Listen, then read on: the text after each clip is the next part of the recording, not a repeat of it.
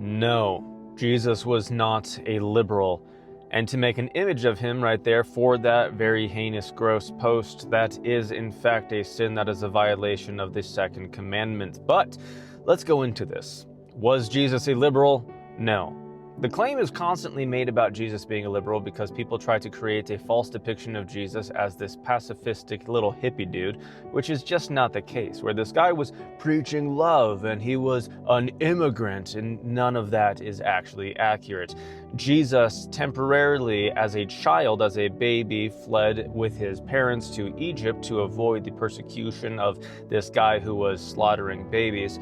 And then, so Jesus returning, growing up, he was not an immigrant, he went back to his homeland, and this is where he stayed and lived. Jesus preached very specific things that are in opposition to modern-day liberalism and modern-day left theology, if you want to refer to it as that, because liberalism today, the leftism, is literally a religion of the self. It is kind of like the culmination of atheism is what modern-day liberalism is. This is the entirety of Baal worship that we see in the Old Testament, this very demonic practice that would include the sacrifice of children. It would include making a mockery of what marriage is, which Jesus very clearly taught that from the beginning God created them male and female, only those, and he describes marriage as being between a man and a woman, that God described everything, Jesus being God described everything so perfectly and being consistent with himself, because God is the same God of the Old Testament, that is Jesus through and through the entirety of the Bible, and the God of the Old Testament forbids so many different things, and he always stayed consistent with himself on what he was teaching and what he was teaching about, how he was teaching, and within the moral reprimands of the Bible, you see that the actual liberalism today is morally in opposition and completely and totally antithetical and reprehensible to what Jesus taught. See, Jesus, talking about taxes, said, "Give to Caesar what is Caesar's and give to God what is God's." What is God's, according to Jesus, in the book of Deuteronomy? It is everything.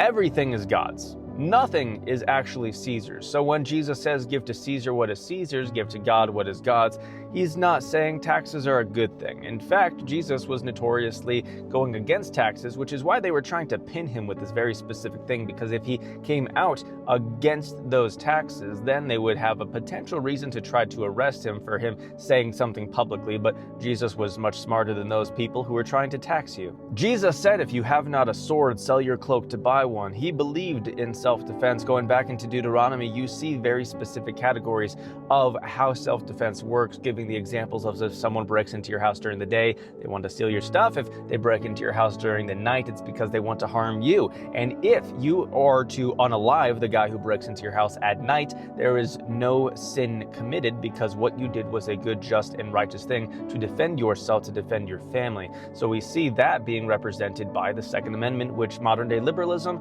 is extraordinarily against, because they want to save children, while at the same time they are funding organizations that are causing the death of over 1 million children every single year in the United States alone. And this is referred to as Planned Parenthood. This is a very heinous, disgusting recreation of the ancient demon known as Moloch. So we need to disassemble the Second Amendment to save kids, while at the same time we should put a ton of money towards an organization that is single-handedly responsible for the #1 cause of death in the United States, which is abortion. Jesus, being the God of the Old Testament, is the one who declared Leviticus 18:22, which is that if a man is to lie with a man as one does with a woman, then that is an abomination. Later, he actually says that it is such a sin that you are worthy of the death penalty if you partake of that. That was Jesus who taught that. And so here's the thing, this going into the New Testament, where you have Paul who is reiterating that using the term arsenokoite, which is quite literally making reference to Leviticus 18:22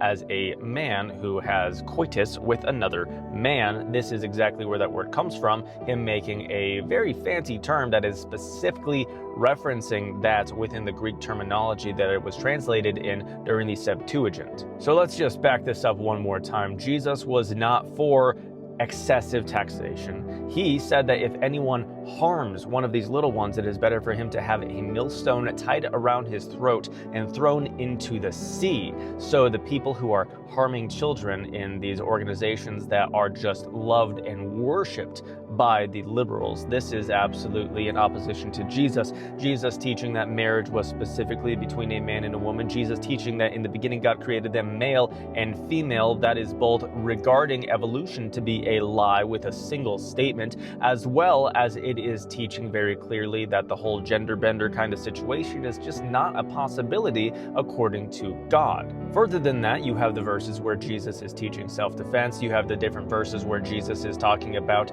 these authoritative governments, and you have this being referenced throughout the entirety of the Bible, Jesus speaking through prophets and the apostles, where he talks about these oppressive governments and the ways that you are able to oppose them, and sometimes the necessity to oppose them, where you see that Paul talks about this, where he's saying that you must follow the laws of the land, and you absolutely must. That is a biblical command to do so. However, if the laws of the land are in opposition to Scripture, God says that you must uphold Scripture. This is why you see the Christians being persecuted, because the law of the land told them you're not allowed to preach that Jesus is a king, and they said, we're going to do it anyways. And that's why most of them were unalived, which means that even with that, they were in major supports of freedom of speech, being able to say anything they wanted in opposition to the government. And therefore, no, there is literally nothing that you could ever claim that Jesus biblically was liberal in any possible fashion.